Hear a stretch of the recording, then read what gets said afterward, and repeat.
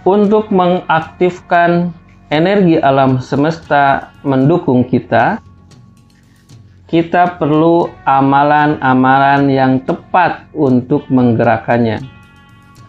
Lantas, amalan-amalan seperti apa yang memiliki daya dorong untuk menggerakkan alam semesta mendukung kita? Simak pembahasannya hanya di sini.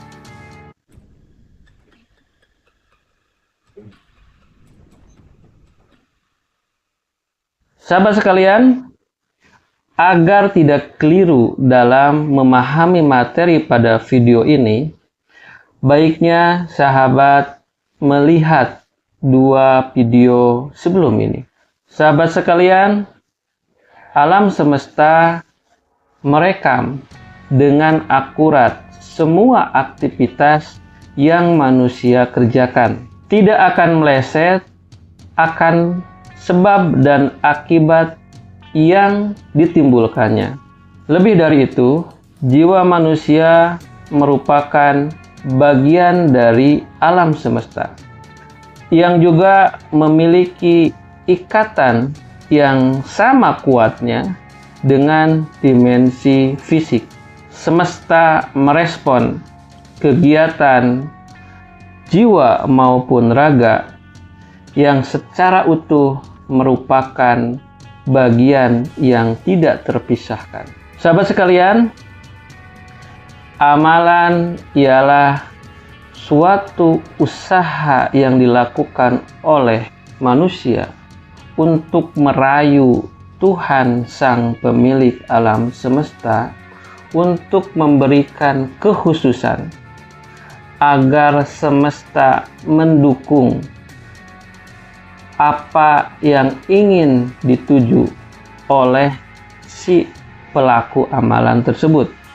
Kekhususan yang diberikan oleh Tuhan yang Maha Kuasa tentu harus dicapai oleh amalan-amalan yang khusus pula.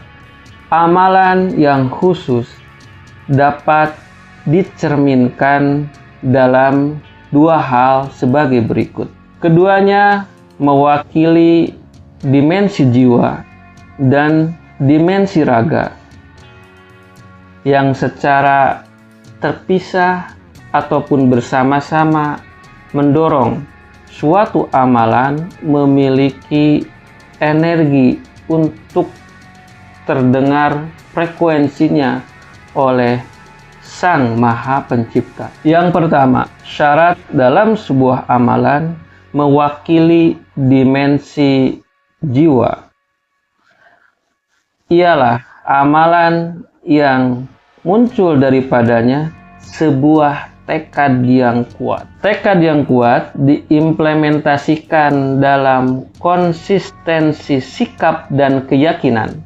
Tekad sendiri merupakan sebongkah energi yang hadir dari dalam jiwa, yang merupakan manifestasi dari jiwa itu sendiri terhadap adanya sebuah tujuan yang harus dicapai.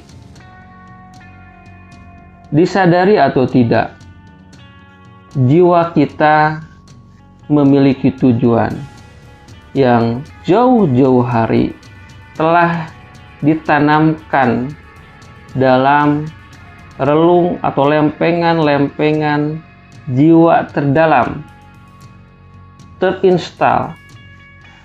Di sanalah tujuan itu ditanamkan. Yang kedua, yang merupakan amalan yang mewakili dimensi raga, yang satu kesatuan dapat disatukan dengan dimensi jiwa, adalah merupakan upaya ikhtiar yang kuat untuk mewujudkan sebuah keyakinan tadi yang diimplementasikan dalam sebuah pengorbanan. Pengorbanan yang dimaksud ialah pengorbanan upaya, tenaga ataupun energi fisik yang kita miliki, semisal pengorbanan-pengorbanan itu diimplementasikan dalam pengorbanan harta, maka harta itu didermakan kepada pihak-pihak yang membutuhkan. Maka pengorbanan harta dapat dilakukan pada puncak kemampuan harta kita. Demikian juga dengan pengorbanan tenaga, waktu. Dikorbankan tenaga dan waktu untuk melakukan riyadhah, zikir, doa-doa pada waktu-waktu yang berharga, yang ada pada puncak kemampuan kita, baik dalam momentumnya ataupun dalam rentang waktunya. Ada pula pengorbanan dalam mengorbankan hawa nafsu kita, dapat diimplementasikan dalam puasa-puasa, dalam menahan semua hal-hal yang sebenarnya kita sukai, namun itu dapat menghalangi energi kita tersambung kepada alam semesta. Maka puasa-puasa itu menjadi media implementasi pengorbanan usaha raga kita dalam meraih ataupun merayu Tuhan yang Maha Kuasa agar memberikan energi alam untuk mendukung kita. Sahabat sekalian, sebuah pengorbanan hanya dapat dikatakan sebagai pengorbanan bila hal itu dilakukan sampai pada puncak kemampuan kita. Sahabat sekalian,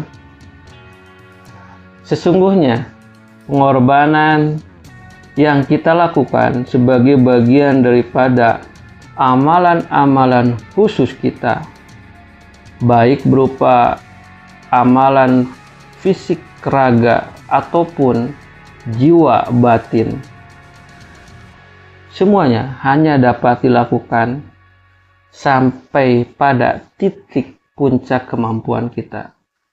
Saat itulah alam semesta, Tuhan yang Maha Kuasa, menerima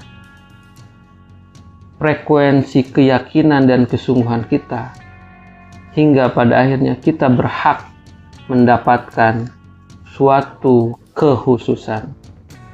Namun, ada hal yang mesti kita perhatikan, bahwa untuk melakukan suatu amalan hingga pada titik puncak, kita memerlukan juga sebuah energi yang muncul di dalam jiwa kita, yaitu energi potensi alami, yang dimana saat kita menemukannya, energi kita akan mengalir dengan mudah.